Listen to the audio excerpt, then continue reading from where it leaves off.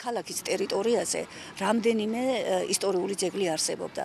გარდა იმისა, რომ არსებობდა მართლმადიდებლური ეკლესიები, იმის გამო, რომ ცოტა მოგვიანებით უკვე მე-16-17 საუკუნეებში ხდება კათოლიკობის გავრცელება და უკვე ჩნდება კათოლიკე მრევლი, ამან განაპირობა რამდენიმე კათოლიკური ეკლესიის აღმოცენებაც. გარდა ამისა, თურქეთიდან მოხდა იქ მყოფი მცხოვრები სომეხი ეროვნების ხალხის ჩამოსახლება და მათ ჩამოსახლებას და ჩვენს კუთხეში და ქალაქში დამკვიდრებას მოყვა ის, რომ გაშენდა სომხური ეკლესიები და სწორედ ორი ეკლესია იქნა გაშენებული. მინდა აღვნიშნო ისიც, რომ ისტორიულად საქართველოს ტერიტორიაზე დაახლოებით უკვე 26 საუკუნეს ითვლის ეს მომენტი, რომ საქართველოს ტერიტორიაზე უხდება ცხოვრება ქართველ ებრაელებს და ისინი რომ ახალციხეში მოღვაწეობდნენ, ცხოვრობდნენ საუკუნეების განმავლობაში, ამას ასაბუთებს ჩვენს ქალაქში არსებული სინაგოგის ორი შენობა. 400 წელი რაც ებრაელები ცხოვრობენ ახალციხეში. და სინაგოგა აშენებულია 1863 წელს. მაგ დროისათვის ახალციხეში დაახლოებით 5000-მდე ებრაელი ცხოვრობდა. 1900-იან წლებში დაახლოებით 2500 ებრაელი გადაცხოვრდა თბილისში და 1904 წელს იქ ააშენეს სინაგოგა, ახალციხელების აშენებულია თბილისის სინაგოგა. და 1902 წელში აღარ ეტეოდა ამ სინაგოგაში ხალხი და აშენდა მეორე სინაგოგა, რომელიც დღეს სპორტული დარბაზია სინაგოგაში. 1970-იან წლებში 400 ოჯახი ცხოვრობდა ახალციხეში, დაახლოებით 3000 ებრაელი ცხოვრობდა. და პირველი ალია რო დაიწყო, ანუ გასვლა საქართველოდან 70-იან წლებში დაახლოებით 60% გავიდა მაგ წლებში.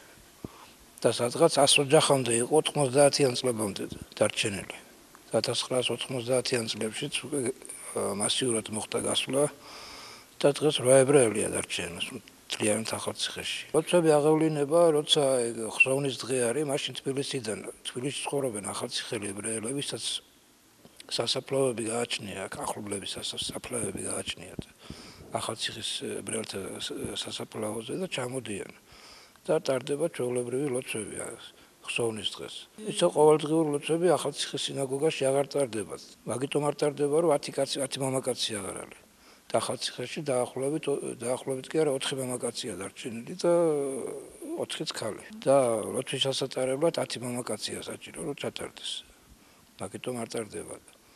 და ზაფხულში როცა ტურისტები მოდიან, მაშინ ყოველდღე თითქმის ტარდება. თაკ მარტო ქართველები არა, სომხები ცხოვრობენ, არავითარი პრობლემა არ არის არც სომხებთან ურთიერთობაში, არც ქართველებთან ურთიერთობაში. არც არასდროს არ ყოფილა აქ. ყოველთვის მეგობრული ურთიერთობა იყო.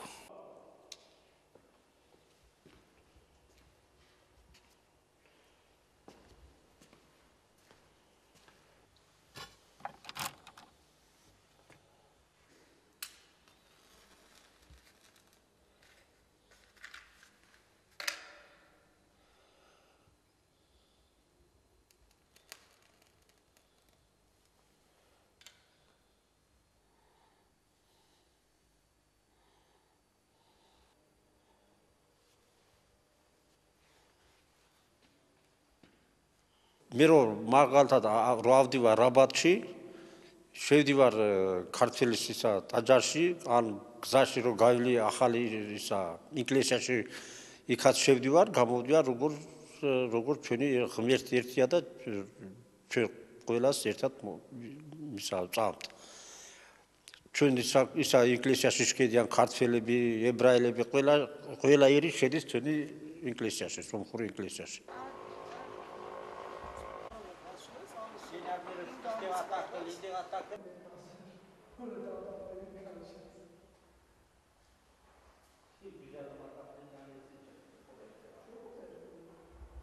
Տարիներ 1800 թվականներից սկսած 1800-იან წლებში, ანუ მე-19 საუკუნის დასაწყისში, სომეხ ერზე თურქეთში განხორციელებული გენოციდის გამო გამოქცეული სომხური მოსახლეობა არქიეპისკოპოსმა კარაპეტმა ახალციხეში ჩაიყვანა.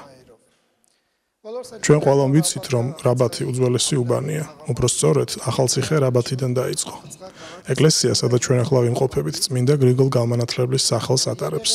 ტაძარი 1832 წელსაა აშენებული. სომეხი მოსახლეობა აქ ცხოვრობდა და ცხოვრობს სხვადასხვა ეროვნების ხალხთან ერთად. ებრაელებს, ქართველებს, სომხებს ერთმანეთთან ახლო ურთიერთობა ჰქონდათ. მათი მეგობრობა ახლაც გრძელდება.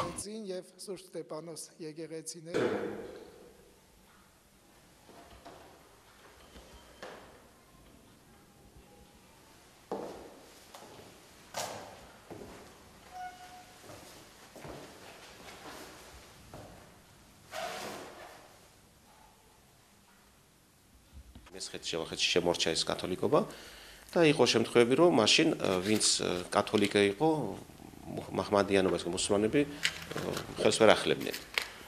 ამან იხსნა, კათოლიკმა გვიხსნა.